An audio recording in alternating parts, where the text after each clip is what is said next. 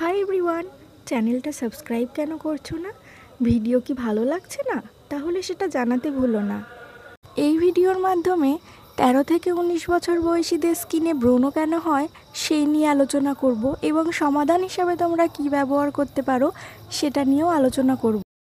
এই বয়সে হরমোনের পরিবর্তনের কারণে ত্বকে অতিরিক্ত পরিমাণে তেল তৈরি হয়। তেল অর্থাৎ সেবাম যখন ধুলো বা মৃত কোষের সাথে মিশে যায় তখন পোর্সগুলো বন্ধ হয়ে গিয়ে ব্রণ বা পিম্পল হয়।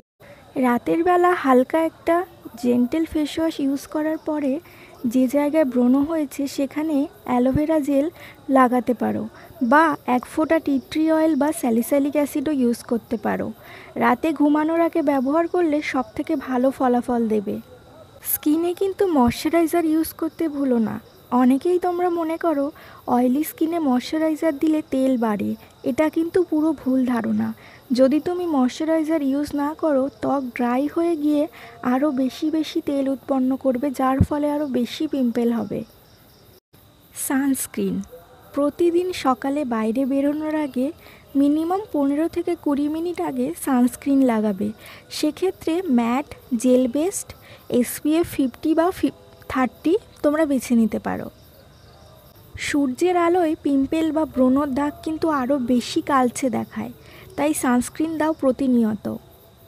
কিছু কিছু খাবারের অভ্যেসের কারণে আমাদের স্কিনে ব্রণ দেখা যায়, যেমন হচ্ছে চিপস, চকলেট, কোল্ড ড্রিঙ্কস, এগুলো আমাদের ব্রণ বাড়ায়। এছাড়া কম ঘুম বা বেশি চাপ নিলে হরমোনাল ইমব্যালেন্সও হয়।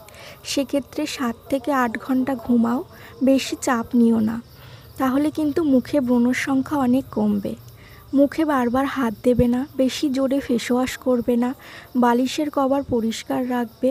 যদি চা বা কফি খাওয়ার অভ্যেস যদি থাকে তাহলে সেটা কমাও। এইভাবে ত্বকের যত্ন করলে এবং নিজের জীবনযাত্রার পরিবর্তন আনলে তোমার ত্বকে ব্রণ কমতে বাধ্য। আজকের ভিডিও তাহলে এই পর্যন্তই। যদি কিছু ভালো লেগে থাকে চ্যানেলটাকে সাবস্ক্রাইব করো আর লাইক, কমেন্ট, শেয়ার করে পাশে থাকতে ভুলো না।